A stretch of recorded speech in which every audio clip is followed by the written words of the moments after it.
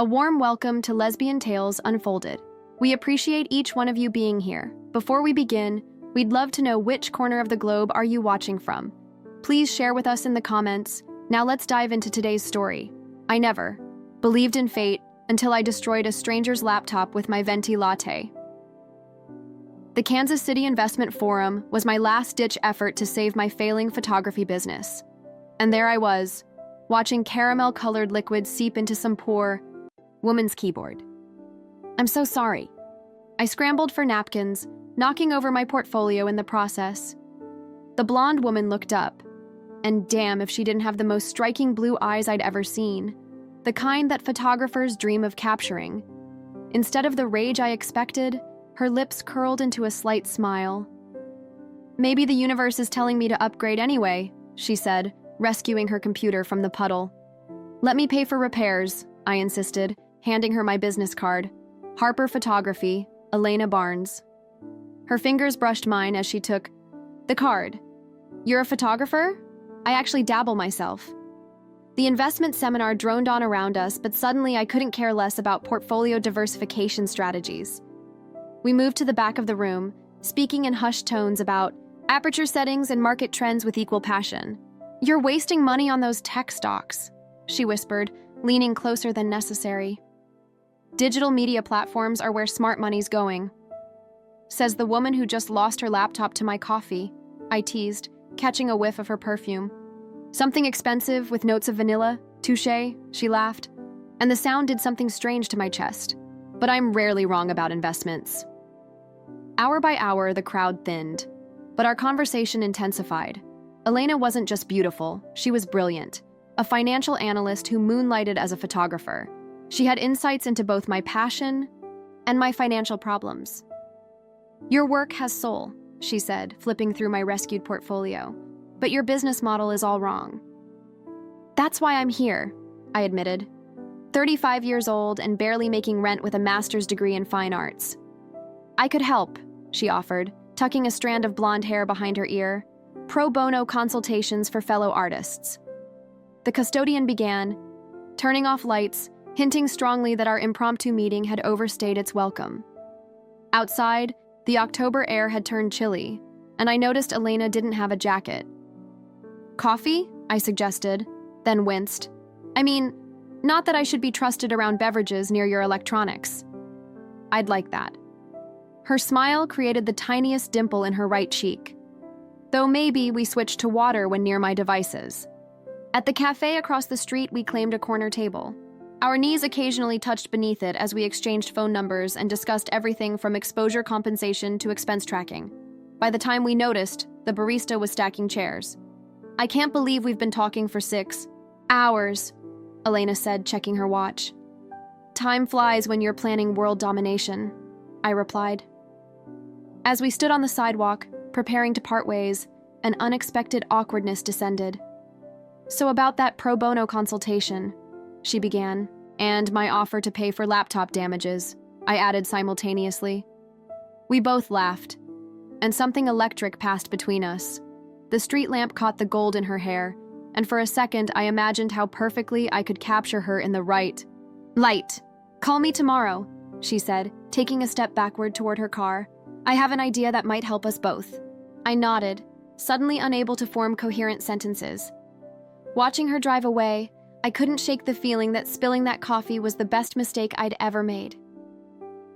3 days after our chance meeting, Elena called with an offer I couldn't refuse.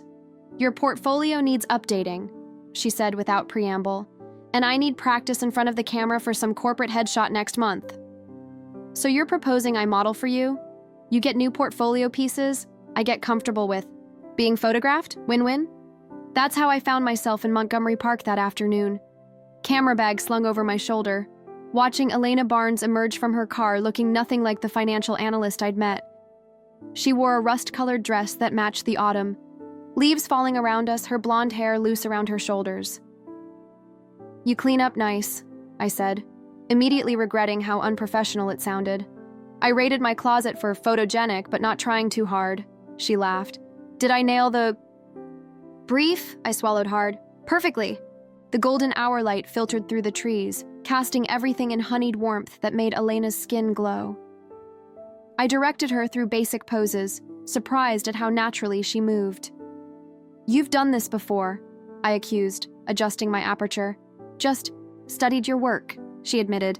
"I may have stalked your website a bit." As the session progressed, I found myself moving closer, making minute adjustments to her position. When I reached out to tuck a strand of hair behind her ear, my fingers brushed against her cheek. She didn't pull away. "Is this okay?" I asked, my voice barely above a whisper. Her eyes locked with mine. More than okay. The air between us seemed to thicken, and I lowered my camera slowly. For a heartbeat, I thought we might. A squirrel darted between us, breaking the spell, and we both laughed nervously. I stepped back, lifting my camera again like a shield. "Let's try by that maple tree," I suggested, my voice slightly higher than normal. Just as we moved positions, the first raindrops fell, tentative at first, then suddenly torrential. We grabbed my equipment and ran for my car, laughing as we got drenched. "My studio's 5 minutes away," I offered, wiping rain from my face.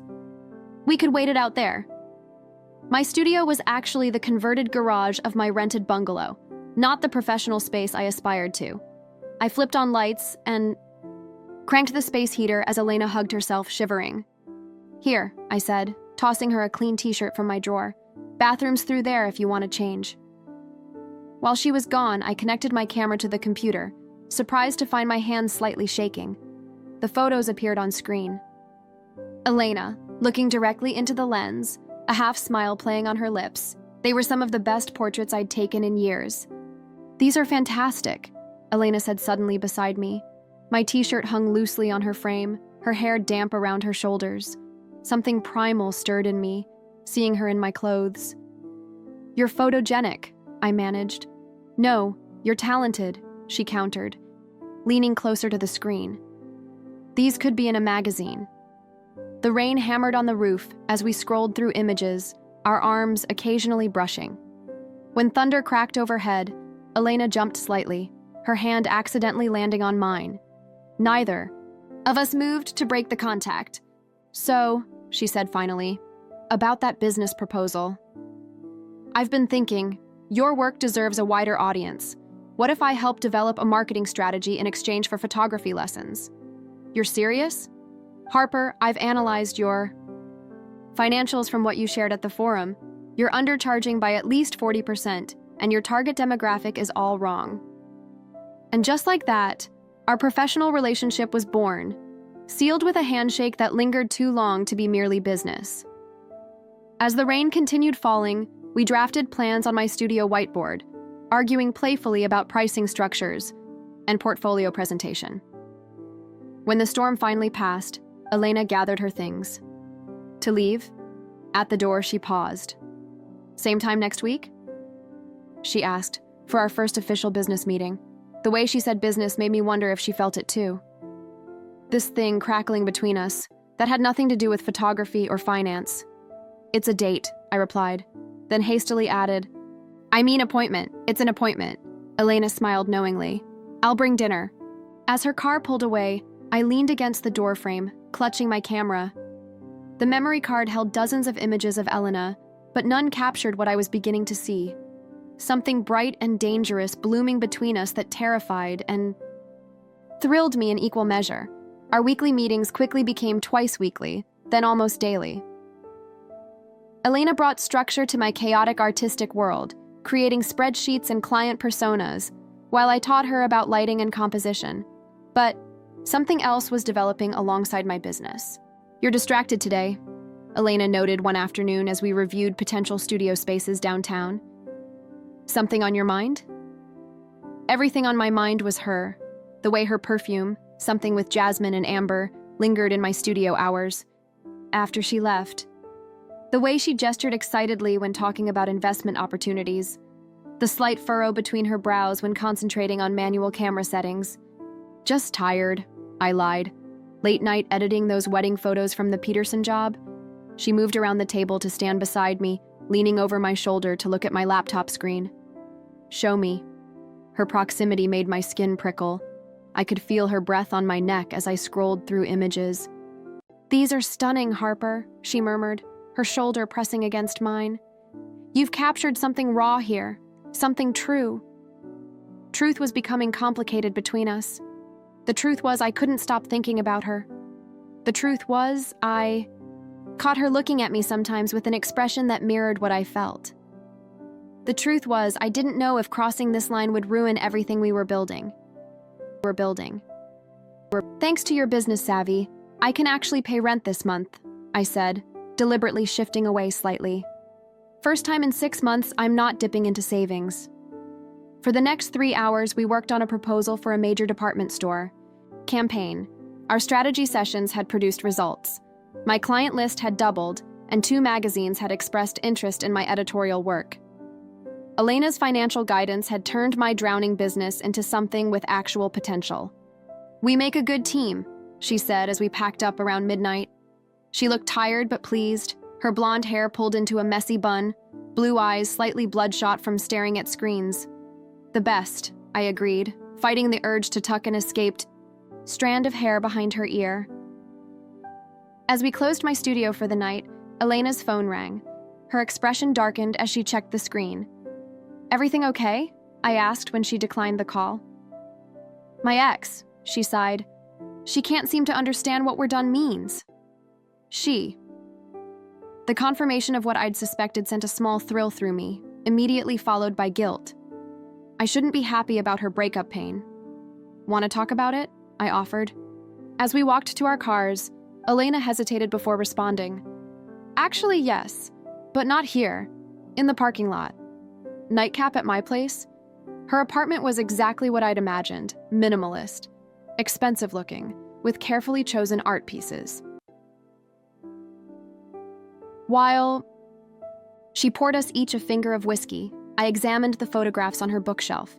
Among them was a framed print of one I'd taken during our first session in the park. "Dansu framed it," I said, surprised. "It's good work." She handed me a crystal tumbler. "It reminds me of when things started turning around." We settled on her couch, closer than strictly necessary.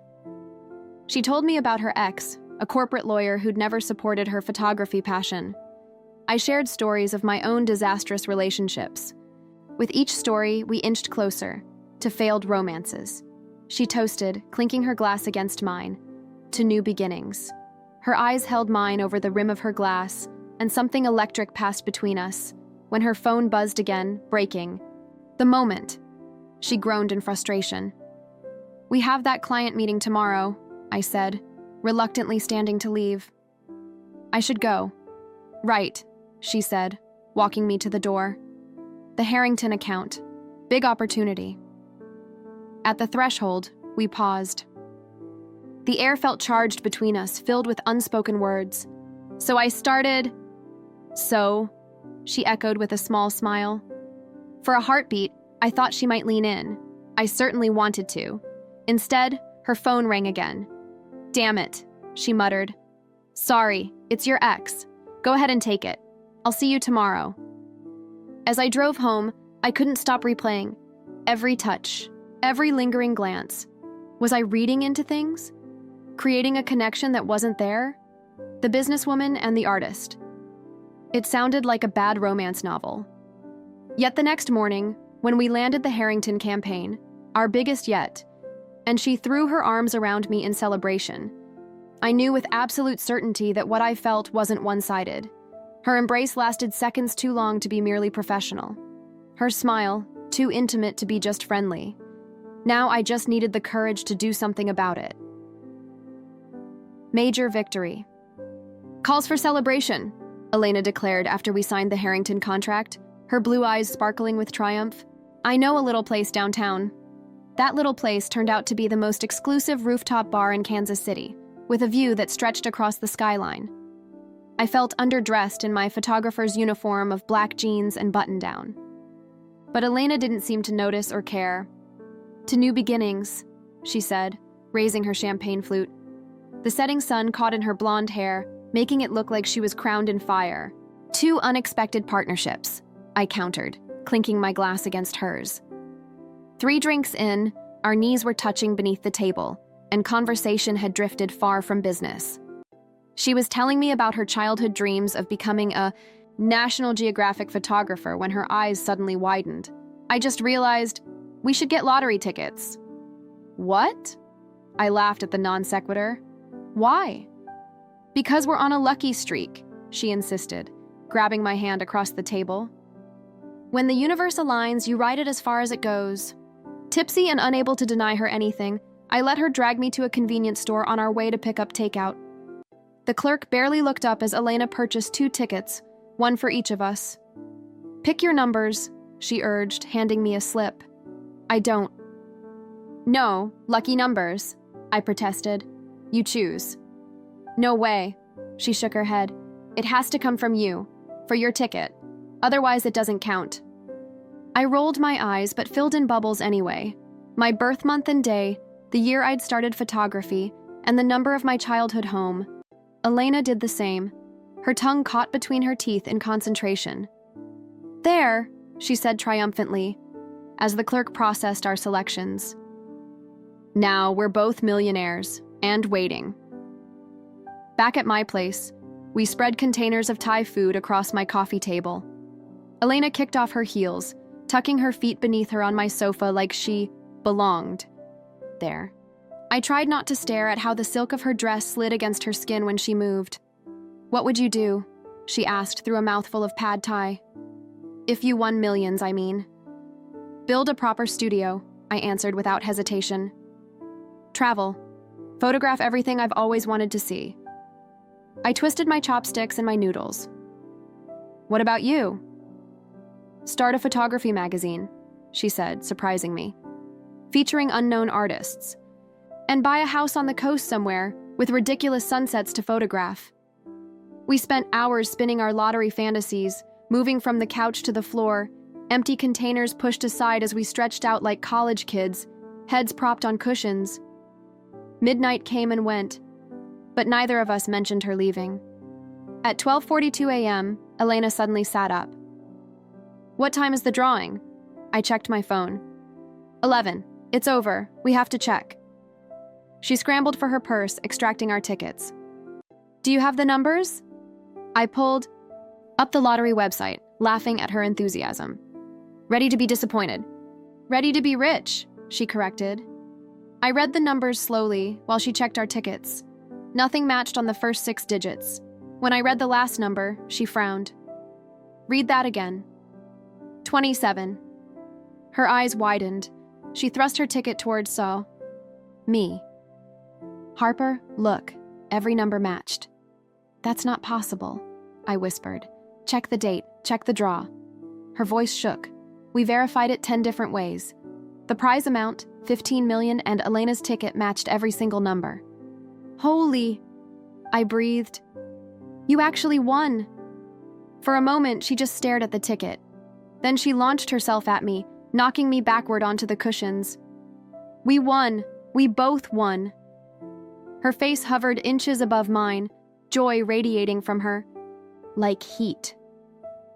Before I could think, she lowered her mouth to mine. The kiss was brief, but electric, a lightning strike of sensation that rendered me speechless when she pulled back. Sorry, she whispered, not moving away. I got carried away. Don't be sorry, I managed, my heart hammering. She kissed me again, longer this time, her hand cupping my face. When we separated, we were both breathless. I've wanted to do that since the park, she admitted. Me too, I confessed. We spent the next hour alternating between kissing and staring in disbelief at the winning ticket, making plans for our fortune between breathless embraces. At 2 a.m., we reluctantly agreed she should go home.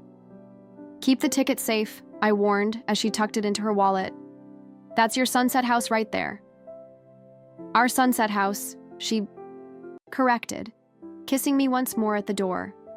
I fell asleep that night with the taste of her still on my lips, dreams full of coastlines and cameras and Elena's smile in the golden hour light.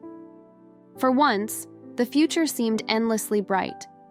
I had no idea how quickly our luck was about to change. The morning after our life-changing discovery, I woke to frantic pounding on my door. Elena stood there, hair disheveled, face pale, and eyes.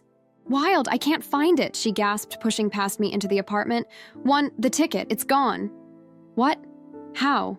I followed her as she began frantically searching my living room. "You put it in your wallet last night. I saw you."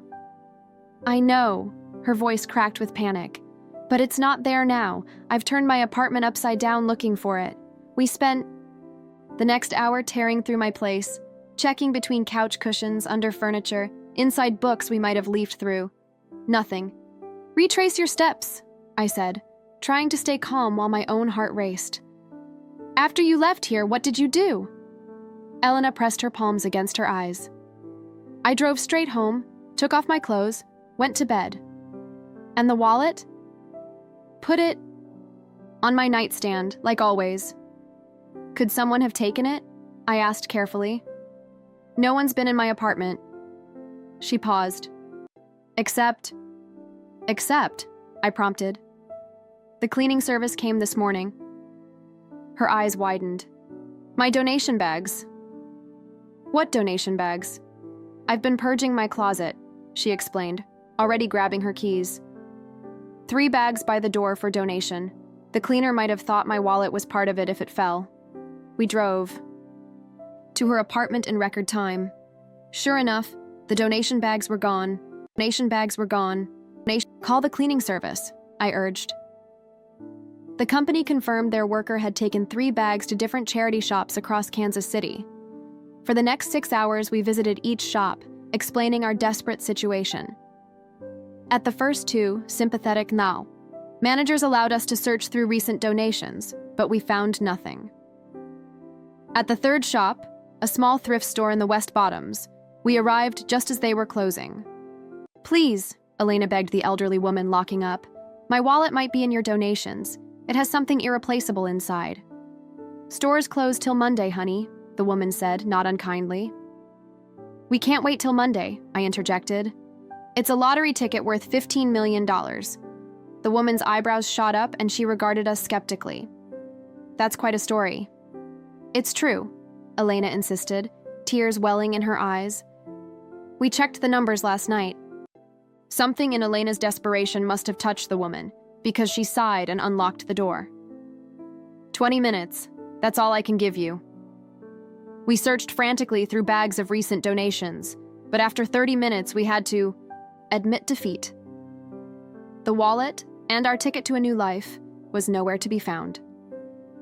Outside, in the fading daylight, Elena collapsed onto a bench, her face in her hands. "I've ruined everything." I sat beside her, my own disappointment a hollow ache. "You didn't ruin anything." $15 million, Harper." She looked up at me, eyes red-rimmed. "Do you understand what we could have done with that money? The studio you deserved? The magazine I wanted to start? All of it. Gone because I was careless." "We don't know it's gone," I said, though my hope was fading. "Maybe the wallet will turn up." On the drive back to my place, silence stretched between us. I wanted to comfort her, but what could I say? Our fortune had vanished as quickly as it had appeared. At my apartment, Elena paused at the door. "I think I should go home." "Don't," I said, taking her hand. "Stay with me tonight." Her eyes searched mine. "How can you even look at me? I lost our ticket." "It was your ticket," I reminded her, "and I don't care about the money." "Don't lie." Her voice was bitter. "Everyone cares about money." "Not as much as I care about you," I admitted. The words hung between us, raw and honest. For a moment, she said nothing. Then she stepped into my arms, her body shaking with silent sobs. I held her, whispering that it would be okay. That we would figure it out. That money wasn't everything, but I wanted to give you everything, she whispered against my neck. The studio of your dreams, security. You wouldn't have to worry about rent or equipment or... I silenced her with a kiss. "I was poor yesterday, and I'll be poor tomorrow. Nothing's changed." "Everything's changed," she countered, pulling back to look at me. "Now I know what we could have had." That night, we lay in my bed, neither of us sleeping much, both lost in thoughts of what might have been. Around dawn, Elena's phone chimed with a news alert. "Someone's claiming the jackpot," she said, her voice hollow as she read the screen. "A man in Overland Park says he has the winning ticket." I pulled her closer, feeling her tears dampen my shirt. We'd reached for the stars and fallen back to Earth in the space of 12 hours. "We'll be okay," I promised, not knowing if it was true. "We still have each other." "Do we?" she asked quietly. "Or will you resent me every time you struggle to pay a bill, or can't afford new equipment?" I had no answer that could erase her doubt, or, if I'm honest, my own. We'd glimpsed a different life, and the loss felt like grief. All I could do was hold her as the sun rose on a day that should have been the first of our new life, but instead marked the death of a dream. The days following our loss blurred together. I tried to focus on work, but found myself staring at blank walls instead of editing photos. Clients called, I delayed meetings. The crushing weight of what might have been made even breathing feel like an effort. Elena retreated into herself. Our daily meetings became sporadic texts. When we did see each other, her smile never quite reached her eyes. She threw herself into financial planning with manic energy, as if determined to earn back our lost millions through conventional means. "And you're avoiding me?" I finally said over the phone after a week of this. "When we need to talk about it." "There's nothing to talk about," she replied flatly. "The ticket's gone. Some guy in Overland Park is probably buying his yacht right now. And I don't mean the ticket. I mean us." The silence that followed made my stomach twist. "I can come over," she finally offered after my meeting. She showed up at 8 that night, looking exhausted. I'd ordered her favorite Thai food, but she barely touched it. We made stilted conversation about weather and clients, until I couldn't take it anymore. "Do you regret it?" I asked. "Us?" Her head snapped up. "What? No. Why would you think that? Because you've barely looked at me since we lost the ticket. Like you blame me, or yourself, or us being together for what happened? That's not..." She pushed her plate away. "I'm afraid you'll resent me for dangling a better life in front of you and then taking it away." "You didn't take anything away," I insisted, reaching for her hand. She let me hold it, but her fingers remained limp in mine. That night on the news, they interviewed the supposed winner, a middle-aged man with a combo who spoke about charitable donations and responsible investing. I turned it off when Elena's eyes grew too bright with unshed tears. "I can't watch this anymore," she said, standing abruptly. "I should go." "Don't," I pleaded. "Stay. We'll watch a stupid movie and pretend none of this happened." She hovered by the door, hesitating. "I'm not good company right now. I don't need good company. I need you." The rawness in my voice must have reached her because her expression softened. "I need you too.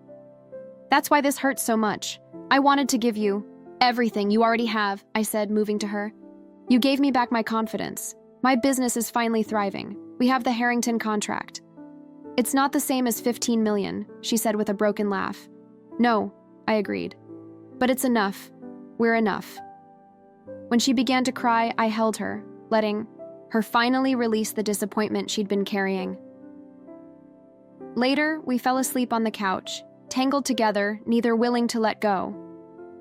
The next morning, I woke to find a note on my coffee table. "Need space. Going away for the weekend. Don't worry." Bi tried calling, but her phone went straight to voicemail. For 3 days, I existed in limbo, wondering if she was coming back to me at all. On Sunday night, my doorbell rang. Elena stood there with a small duffel bag, looking rested for the first time in weeks. "Where have you been?" I asked, relief and anger warring in my voice. "Lake of the Ozarks," she said, stepping inside. "My uncle has a cabin there. I needed to clear my head." "And did you?" I couldn't keep the edge from my tone. Instead of answering, she reached into her bag and pulled out a folder. "I made these for you." Inside were detailed plans for a photography studio. Not the fancy downtown space we dreamed of with lottery money, but a realistic renovation of my garage space with current finances. I've been focusing on what we lost, she explained, instead of what we have. And what we have is pretty damn good, Harper. She stepped closer, her fingers reaching for mine. I'm sorry I disappeared. I needed to figure out if I was strong enough to walk this path, the one without shortcuts. And are you? I whispered. Her answer was to pull me into a kiss that felt like coming home. We moved to my bedroom, where gentle exploration gave way to urgent need. Under moonlight filtering through thin curtains, we rediscovered each other, trading soft, gasps and whispered affirmations. I don't need millions, I murmured against her skin. I just need this, you, us. As we lay entwined afterward, her head on my chest, her fingers tracing patterns on my stomach, she whispered, I choose this reality. The one where we build something real, even if it's slower, even if it's harder. I choose it too, I promised, kissing her forehead. For the first night since losing the ticket, I fell asleep without the weight of lost fortune pressing on my chest.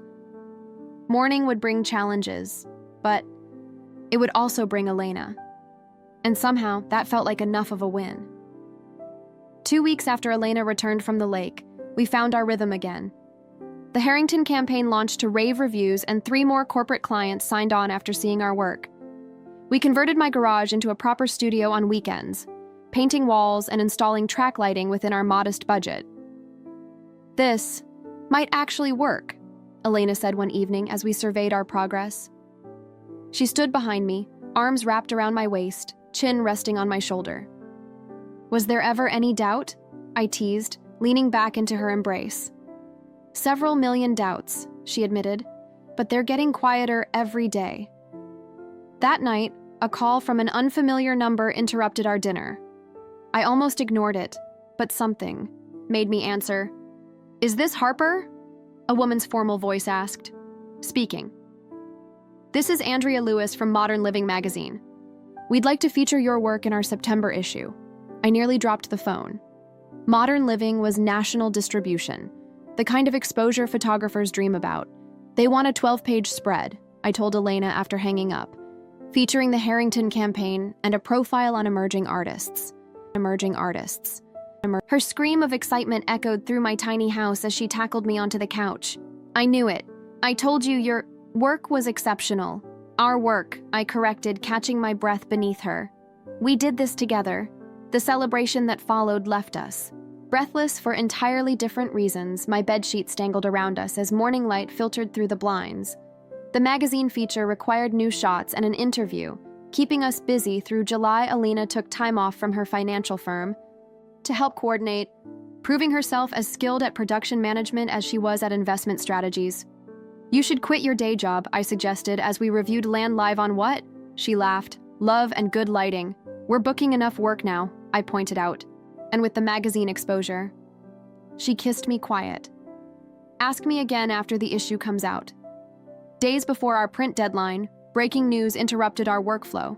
The Lottery Commission was investigating fraud. The man claiming our ticket was under scrutiny. They think he forged it, I told Elena, reading the article aloud. The numbers match, but the barcode doesn't scan properly.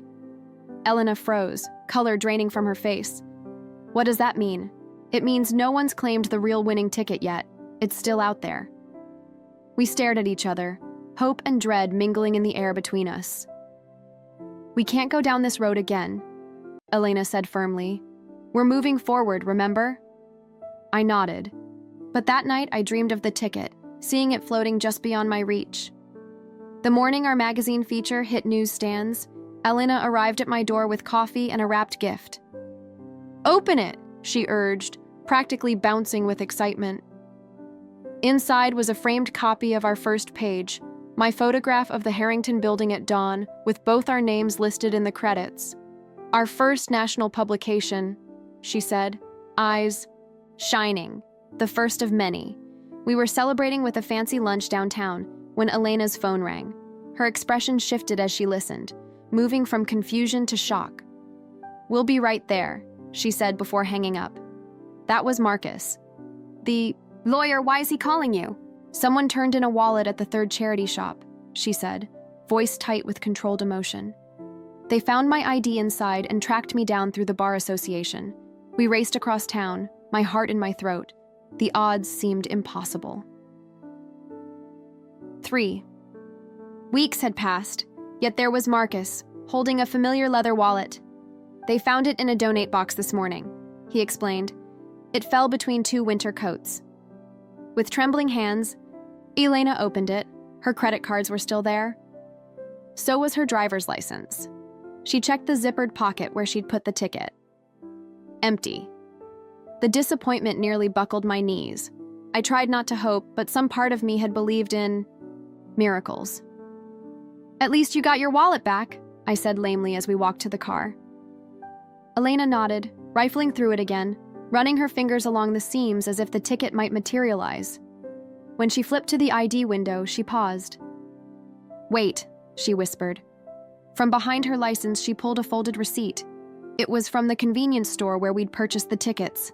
The validation receipt, she breathed, with the winning numbers printed right here. Can we claim with just that? I asked, hope flaring again. I don't know, but we can prove we purchased the winning ticket. Her eyes met mine, excitement building. And the commission knows the man claiming it is a fraud. So what now? She squeezed my hand. Now we fight. The lottery commission offices were nothing like I'd imagined.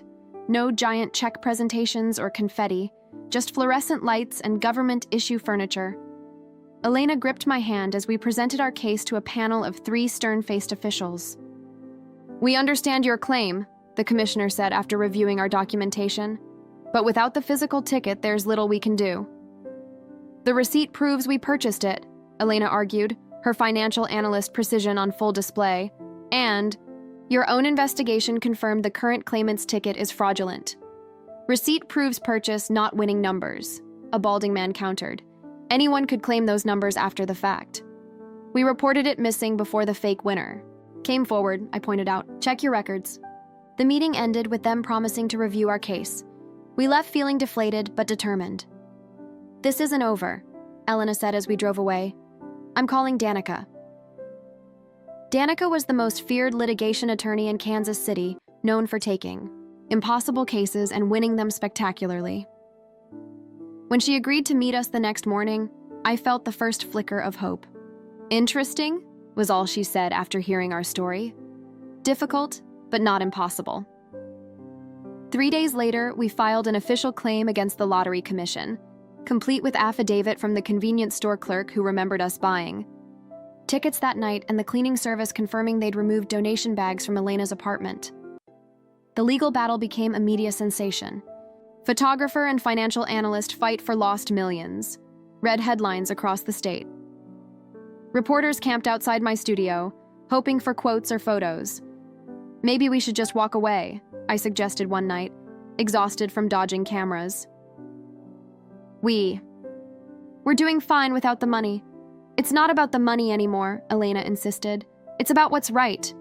The court date was set for August 15th, a preliminary hearing to determine if our case had merit. The morning arrived hot and humid, the kind of Kansas City summer day that makes breathing feel like work. You ready for this? I asked as we climbed the courthouse steps, reporters shouting questions from behind barriers. Ready as I'll ever be, Elena replied, squeezing my hand. The courtroom was packed. Lottery officials, media, and curious onlookers filled every seat. When our names were called, we approached the bench together. For 2 hours, Danica presented our case with surgical precision. The Lottery Commission's lawyers countered with rigid adherence to rules requiring physical tickets. During a tense recess, Elena and I huddled in a corner of the hallway whispering strategies and reassurances.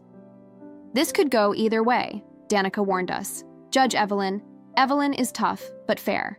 Don't get your hopes up. As we prepared to return to the courtroom, a reporter shouted a particularly invasive question. How long have you two been together? Before I could deflect, Elena turned to face the crowd. Without hesitation, she pulled me into a kiss that left no room for misinterpretation. Cameras flashed as she held me close, unconcerned about the audience or implications. Does that answer your question?